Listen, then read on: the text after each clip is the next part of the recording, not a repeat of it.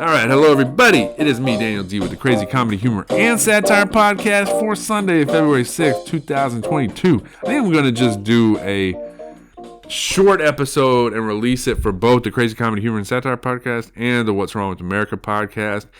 I had recorded an actual long episode for Crazy Comedy Humor and Satire Podcast and started on the What's Wrong with America podcast, and then had some technical difficulties. It could be because I'm old and I'm computer illiterate, or it could be because, I don't know, maybe the feds are watching me. They put some malware on my computer and it started glitching out. You know, they heard me complaining and criticizing the powers that be. You know, they can't have that. I don't know. Or it could just be that, the computer manufacturers and Microsoft all want more money. And so it's like, hey, we can't have computers lasting too long.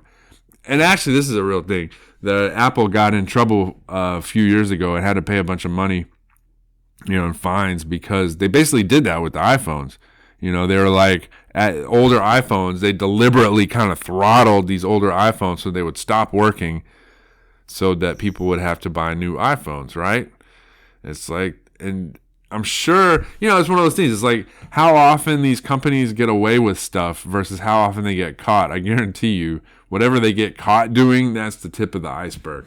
So I don't know what it is, but I've just noticed it's not just this computer that I have now, but it's like phones, everything. It's like after you get to a certain point, 3 years old, 4 years old, it's like it just starts giving you all these problems. Even running basic operations on basic programs. So anyway, I don't know, whatever the reason is, I had this long podcast and then the file got, for both things that I was working on, got corrupted somehow, or couldn't be opened by the program, or I don't know. So anyway, I'm starting from scratch, and so I apologize in advance. Hopefully it doesn't suck too bad. But if it does, don't blame me, blame technology. Anyway, this podcast episode is brought to you by The Truth. All I need is 3 chords and the truth, man. Well, maybe I don't have 3 chords, but I do have the truth. This podcast is brought to you by Libsyn, Liberated Syndicate. Go to signup.libsyn.com to get up to 2 free months of podcast hosting. Use promo code Daniel D. Hey, a great time to start your podcasting journey. Be like me. Speak your truth, even if nobody hears it, right? I'm going to put a link in the show notes so you can use. You won't even have to enter the promo code because it'll already be in there, and you can get up to 2 free months of podcast hosting with Libsyn. All right. So, title of this episode is The United States is Not a Free Country. Well, freedom is relative, okay. I'd rather live here than North Korea or China, yeah. But I see what's on the horizon, what our elite ruling class is putting together for us. And of course, you look at things and you're like, it is kind of interesting in America. We're free in some ways, but not so free in other ways. And it seems like in the ways that really matter, we're less free than we should be, And I'll give you an example. Let's say that you want to go to the store to get some stuff to make a bologna sandwich, right? Bologna sandwich. We're free in America, For now, they haven't got us eating bugs yet, living in pods. But for now, you can still go to the store and get meat. So, right, you go to the store to get bologna, and there's like all these different options. You can get thick cut bologna, thin sliced bologna. You can get 100% beef bologna, or you can get bologna that's made from chicken, beef, and pork. You can get, different brands. You got pimento loaf and olive loaf, and even bologna and cheese, where they have little pieces of shitty cheese embedded in the shitty bologna. It's like, oh, what a culinary delight that is. You got all these different options for bologna.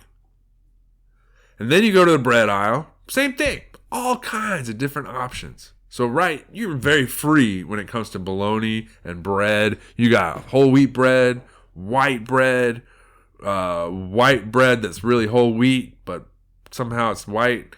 You got rye bread. You got all these different types of bread, right? Multi-grain.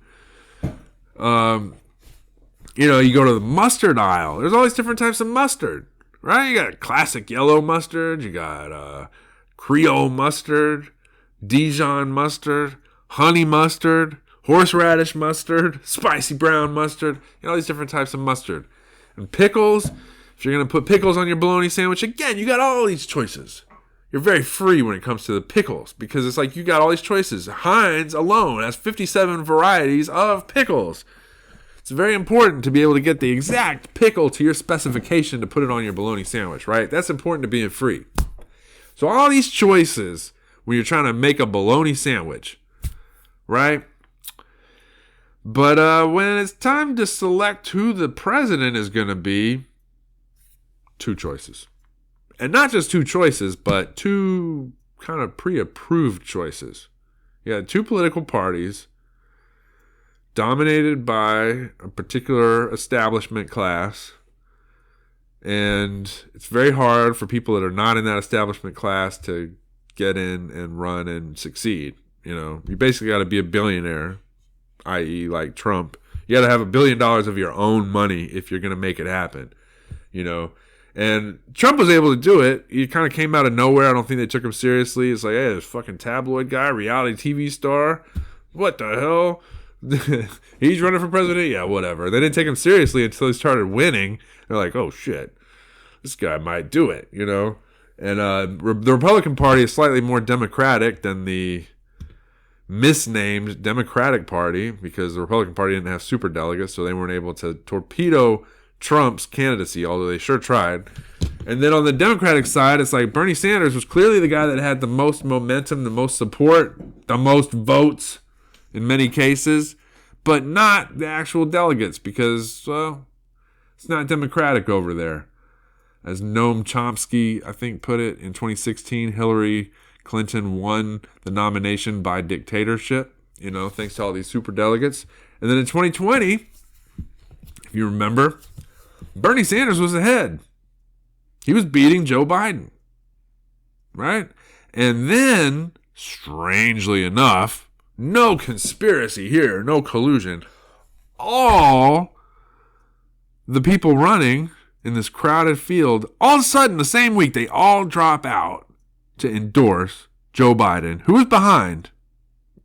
And they all say the same thing. Pretty similar message. Same week. Same, drop out of the race, support Joe Biden. Except for Bernie Sanders, obviously, because he was the guy that was their problem. They got to get rid of him.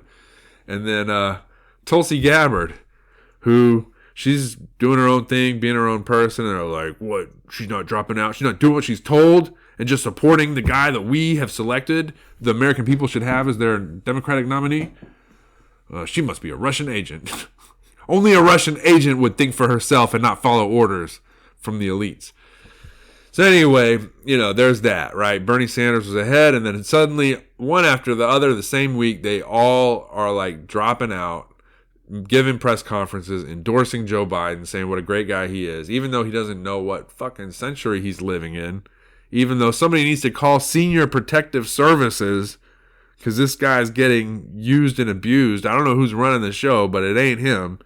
But everybody gets behind him. It's like, we got to get Bernie Sanders out of there. Bernie Sanders actually believes the stuff that he's saying. We can't have that in our nominee. We got to have a nominee that doesn't believe anything. And so he'll just say whatever we tell him to say. He'll just read off the teleprompter and won't ask questions. So they got rid of Bernie Sanders and they gave us their pre-approved choice, Joe Biden. So it's Joe Biden or Donald Trump. And it's like 57 varieties of pickles, 2 varieties of presidential candidates. So how free is that? The areas where freedom really matters, how free are we? Are we as free as we should be? Let me say this. Most of the time, Trump was his own guy. He's an interesting case. I'm not sure what to think about him because at one point I had Trump derangement syndrome. I didn't like him, but then I realized the reason I didn't like him was because I had just taken in all this information from a media that is not trustworthy. New York Times, Washington Post. Back in 2016, I thought those were legitimate newspapers. Turns out I was wrong, You could I think Pravda has more credibility. The old Soviet Union newspaper had more credibility and more journalistic integrity than the New York Times does today. But anyways, I don't know what to think about Trump. I mean, he didn't make it difficult for his enemies to find things to hate about him. But yeah, I don't know. At the end of the day, he was his own guy. But definitely Biden is not his own guy. He's not running the show. I'm not sure who is. But it's like people get into this party politics, right? So the same people that were like for 4 years with Trump criticizing everything that he did, and maybe there's some legitimate criticisms there, but all of a sudden with Biden, it's like, where's the criticism? Oh, our guy's in power. We got a blue puppet in power now, so it's good. He's just going to make everything awesome, And one of the ways that they get you, these politicians will get you, is they'll have a bill, right? Like the everything is awesome bill. Or they'll have like the regular people are awesome bill. Let's just say that, right? So Joe Biden, it's like Joe Biden, sponsored the regular people are awesome bill when he was in the Senate. That means he's awesome. What, you disagree with the regular people are awesome bill? You don't think regular people are awesome? You think they suck? Because they'll have these pieces of legislation, and I'll call it a name like regular people are awesome. And it sounds awesome. It sounds great, You see the title of the bill, you're like, wow, regular people are awesome. And the first page sounds really good. It's like, it'll be like, in recognition of the awesomeness of regular people, we, the 153rd Congress, draft this legislation entitled the Regular People Are Awesome Act with the intent of promoting awesomeness among the regular people because regular people are awesome. And we wish to increase their overall level of awesomeness and make everything even more awesome. And it's like, oh, wow, who could be against this? And then you get to page 2, and it's like, regular people are awesome, except that we like to fuck them over and take all their money, and here's how we're going to do it. And then the next 999 pages is there in detail how they're going to fuck everybody over and take all their money and take away their freedom and all that. So it's like, the regular people are awesome bill. And then that's page 1. And then page 2 through 1,000 of the bill that nobody reads is like, regular people actually are not awesome. And we're going to take everything they own and take their freedom away from them. And then if you criticize the bill or you criticize anybody who sponsors it, their response is, what? You're saying you don't like the regular people are awesome bill? What, are you a fascist? Do you think that regular people are not awesome? What kind of person are you? And of course, you're like, well, hey, 99.9% of the bill actually says how you guys are going to fuck over regular people. So what's up with that? It's like, what? You trying to stop passage of the Regular People Are Awesome Act? You must think regular people are not awesome. You don't deserve to speak. So anyway, they get you like that. Or they have an act like the Regular People Are Awesome Act that they're trying to work on. And then every congressman gets the same phone call from his district, from Boss Hogg. Or whoever, Mr. Moneybags calls the congressman up and says, hey, I don't like this regular people are awesome bill. This is what I want you to change with it. I want you to insert this provision saying that my business is going to get a lot of money to provide this service to the government to help regular people be awesome. And the congressman is like, yes, sir. And they put it in, because it's like they got to keep those campaign contributions coming in. They got to make sure that when they leave office, they will get those 6-figure speaking engagements, as their payback, as their legalized bribery, quid pro quo, So anyway, there's that. And then every single congressman does the same thing. And so there's all these corrupt people around the country calling their congressman saying, hey, change the bill, insert this little provision that will help the business that I run or that my family runs. The next thing you know, you got the regular people are awesome bill. And it's like one page of this is what we're going to do for regular people, and then 999 pages of this is what we're going to do for the ruling class elites. So anyway, one last thing on the subject of the United States is not a free country, or it's becoming less free. And this is a real thing with the information, right? First Amendment is first for a reason. And, of course, Second Amendment is important, too. I've heard it said that Second Amendment is a backup plan in case the First Amendment doesn't work out. Well, they're trying to undermine the First Amendment any way they can now. And the latest thing is, again, with Joe Rogan. And I talked about this last time. I don't need to necessarily rehash it, except now that, so they said he was spreading deadly misinformation. which was really rich, coming from some of the same people that spread deadly misinformation about the pandemic or about going to war with Iraq or about the bailouts for the banks or about a million other things that they lie to us about with no accountability whatsoever. And now they're like, well, but this guy is spreading misinformation because he's having conversations with different people, and some of those people say things that we disagree with, and therefore it's wrong and it's misinformation. And you know what misinformation means? It means people die. So therefore you want to have people die if you want to listen to this guy. You know, so that didn't exactly work because there was too much money involved. His audience is so much larger than CNN's and MSNBC that Spotify's like, yeah, we're going to keep Joe Rogan. So now there's like, oh, he's racist. Somebody put together this video of clips of him taken out of context from back in the day discussing the word. And while he's discussing the word, or it's used in a movie or in a, by a comedian, while he's discussing it in that context, he states the word, which is blasphemous as a white person to make those forbidden syllables, to sound them out. Which, whatever, I'm not saying he should have said it, but he did, and it's like he didn't call anybody that. He didn't use the word to disparage, black people or anything like that. But the forbidden syllables crossed his lips, so he's guilty of thought crime and, double plus ungood speech crime or whatever, right? That he needs to be canceled. So that's the latest thing. Joe Rogan's a racist. And all the people saying this are people, it's not any of the black people that actually know him, nobody that actually knows him personally is saying, oh yeah, actually he does this or says this. No, they're coming out in support of him. The people that know him. It's these people that don't know him, that never watched his podcast before, that they're just on Team Blue. Rah, rah, my team's puppet is in the White House now. We got a blue puppet in the White House, so everything's going to be awesome. And now look, I don't have a team or a side when it comes to that. Team Red has been full of shit. I mean, the last two-term Republican president we had, George W. Bush, got us into the stupidest, costliest war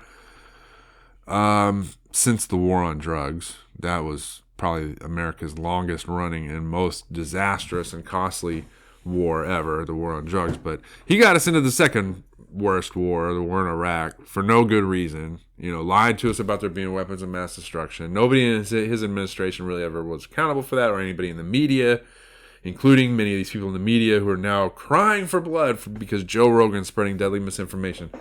None of them ever faced consequences for lying us into a war with Iraq. But anyway, so yeah, Team Red can be full of it. Team Blue can be full of it. Basically, the problem is this groupthink herd mentality where it's like, hey, my guy's in the office, so everything's awesome, right? So you got two puppets that you get to choose between every presidential election, You got the puppet that's red, and you got the puppet that's blue. Same puppet master controlling both of them, but, they look different. One's red, one's blue. That must be a meaningful difference. Therefore, we're free, right? Every 4 years, we get to choose which puppet is going to control us. I vote for the red puppet. Oh, I vote for the blue puppet. And then people, get really into that. People silent, when their guy's in office. As soon as the other team's guy is in office, it's like, oh, this is outrage. Everything he does is wrong, But wait, he's doing the same thing your guy did, and you didn't say shit the whole time your guy was doing it, So anyway, we got a blue puppet in the White House, and so Team Blue is out of control, cheerleading for everything the regime is doing. Which is really sad to see. And there's a lot of people that are not on the right. Like Joe Rogan, he's not on the right. He endorsed Bernie Sanders in the primaries. He endorsed Bernie Sanders for president. Bernie Sanders is a self-described socialist. Of course, I voted for Bernie Sanders in the primaries because Bernie Sanders said, fuck the banks, basically. I'm paraphrasing. He said, fuck the banks. And I was like, yes, the banks have been fucking us for so long. And they didn't even buy us dinner or pay for our movie ticket or anything. They just fucked us, right? It's like, if they're going to fuck us, at least I should get free Netflix for life and free meals at Sonic and, Wendy's or whatever, right? Courtesy of the banks, because they've been fucking me. They should pay for my meals. They should pay for my movie tickets. Well, anyway, Bernie Sanders was like, the banks are the problem. We're going to fix it. And everybody's like, oh shit, we got to do something about this. We got to get him out of here. We can't have somebody that believes the banks are the problems running for president. So on the Democratic Party side, everybody drops out, supports Joe Biden, who doesn't even know where he is. So he's nice. He'll just read off the teleprompter. They'll just put whatever they want him to say, and he'll say it. So, yeah, we got a blue puppet, and he's saying all the right things. He's on our side. Everything's awesome now.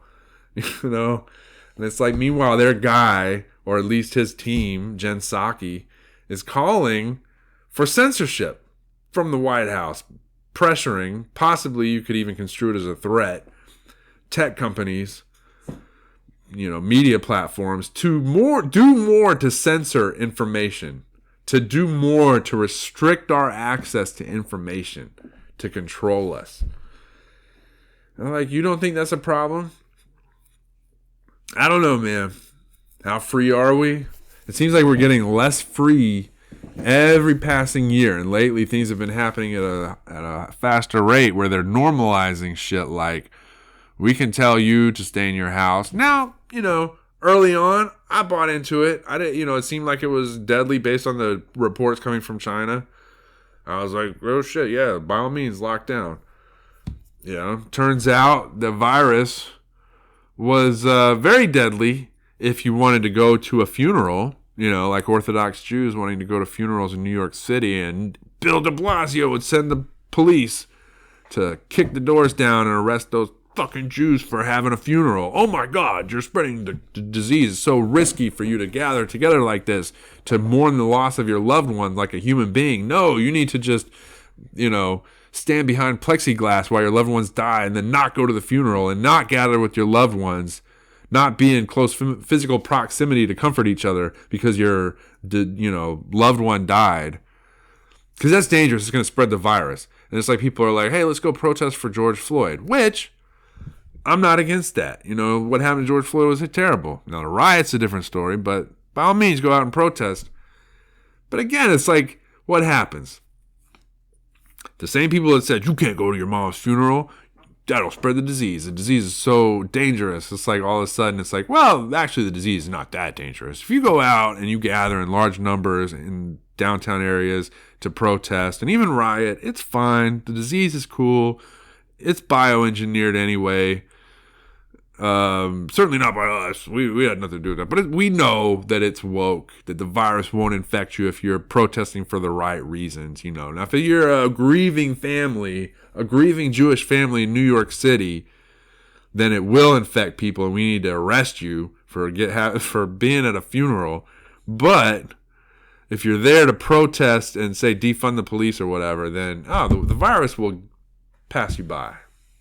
Because this virus is woke. So anyway, where was I going with that? I think I was just saying there's so much like that they've normalized, like just getting people used to following orders and doing what they're told and not questioning things, and just getting used to having less and less freedom, less and less access to things. But that's what they say. They've announced it. The World Economic Forum, they've tweeted out multiple times from the official Twitter account of the World Economic Forum. Your friends bringing you the Great Reset, Klaus Schwab and all those guys, right, at WEF. And the statement has been made, again, from their Twitter account. Welcome to 2030. I own nothing. I have no privacy. And life has never been better.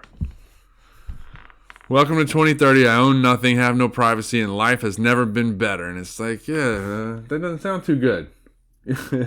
You'll own nothing and you'll be happy. And you better be happy, because if you're not, we'll lower your social credit score so you can't go to the store anymore. You can't buy food. You'll be fucked, until you're happy again. And then once you're happy and you're okay with everything that we're doing and you don't criticize us and you don't ask questions, then your social credit score will be increased and you'll be good to go. Like, that's what they're getting us ready for. All this shit with Joe Rogan, it's not even Joe specifically. I mean, Joe Rogan is a great guy from what I can tell. Everybody that knows him well personally has nothing but good things to say about him. It's like he's a great comedian, a great podcaster, a great interviewer, great commentator at the UFC. A lot of great things, that he's done. But, again, it's not about him specifically. It's like what he represents at this point. It's like he's the most prominent person out there providing access to forbidden information, forbidden knowledge, And then you got a class of people at the top of society kind of running things, getting us ready for this great reset where we will own nothing and have no privacy, but somehow believe that life has never been better. And this is not a conspiracy theory. This is what they come right out and they say it. This is what you got to look forward to for 2030, right? We're 8 years away, Somehow in that time, they got to get us used to not owning anything and not having any privacy, and yet somehow being happy with that.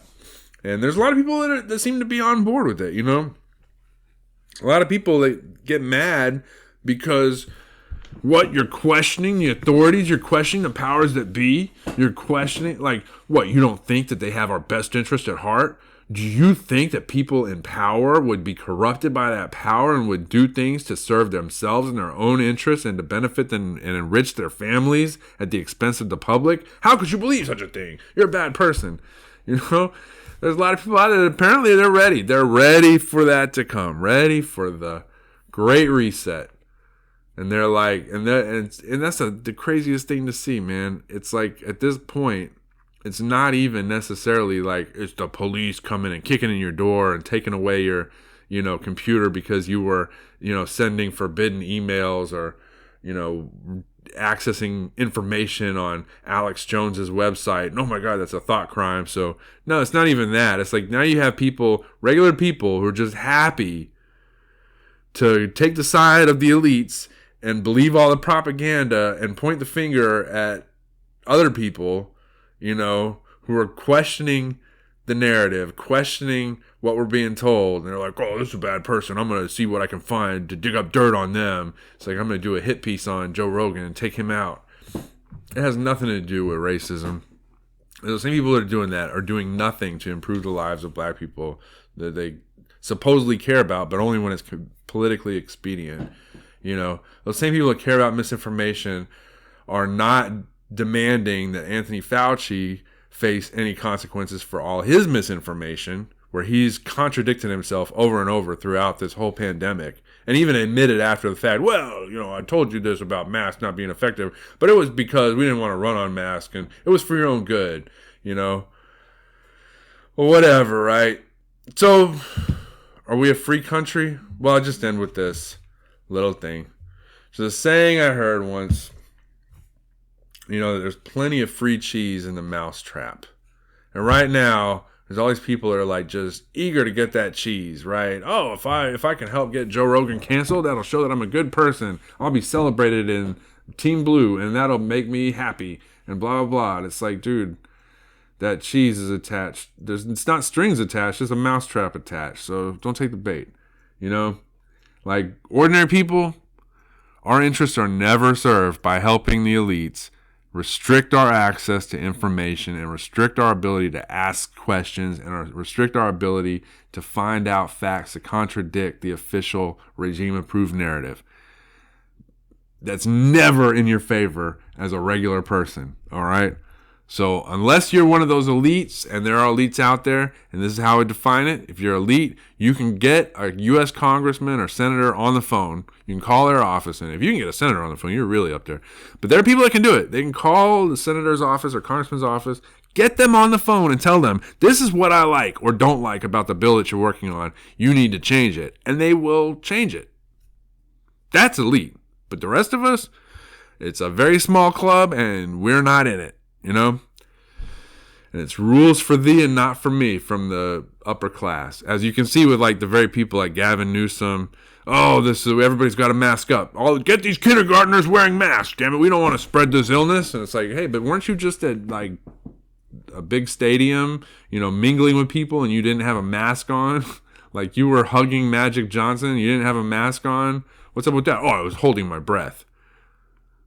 That's what he said. I was holding my breath. Yeah, right. So rules for thee, but not for me. So anyway, I know this is kind of rambling. I'm just been kind of all over the place. But I just want to say this. The interests of regular people are never, ever, ever served by restricting our access to information or by restricting our ability to ask questions and to publicly doubt the official narrative. That's never a bad thing. If the official narrative is good, if it's based in truth and good motives, then they got nothing to fear. Expose it to scrutiny. Let us talk about it. Let us have the conversations. Let us ask the questions. Let us hear different people talk. And at the end of the day, make up our own minds. That is the most important thing about freedom. That and having a gun in case, and by gun, I mean like a AR-15 or something like that. Have the means to defend yourself if somebody's like, hey, fuck you, we're not letting you have this information. We're not letting you talk. You know, there's the backup, right? I think look at what happened in Australia. If you look at Australia and you're like, oh, that's cool, then dude, it's on you, whatever happens next, you know? But for the rest of us, no. I like to ask questions. I like to get access to information. I don't like some person, some elite bureaucrat or some elite, executive at a tech company or whoever telling me, well, this information is not good for you to learn about. Therefore, for your own safety and protection, we've decided to limit your access to this information. We've decided you don't need to ask questions. You don't need to hear anything that would cause you to doubt the official narrative that you've been told. It's like, no, somebody that would do that, you ain't my friend. So again, plenty of free cheese in the mousetrap. Don't take the bait, America. All right, and with that, we'll bring this episode to a close. This is the Crazy Comedy, Humor, and Satire Podcast by Daniel D. That's me, and I guess I'll go ahead and release this, as I said, under the feed for the What's Wrong with America podcast as well, since it's late on Sunday and my previous recordings got erased through technological malfeasance. I'll just blame it on somebody else and not take responsibility for just not being computer literate.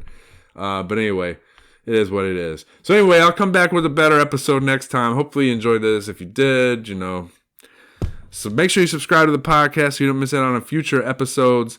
And visit my website, www.crazycomedyhumor.com. Again, that's www.crazycomedyhumor.com. Until next time, peace out, ya motherfuckers.